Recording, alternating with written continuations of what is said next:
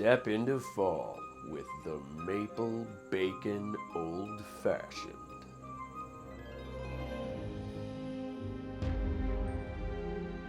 Add 2 dashes of black walnut bitters.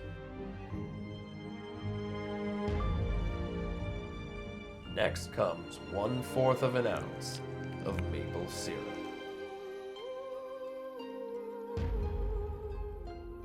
And finally, 2 ounces of Redemption Rye whiskey.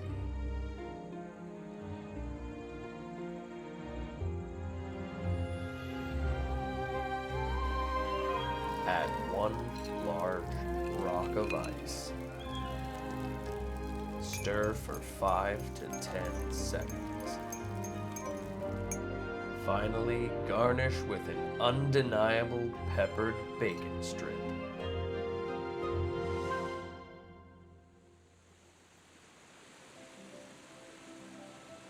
And that's the Maple Bacon Old Fashioned.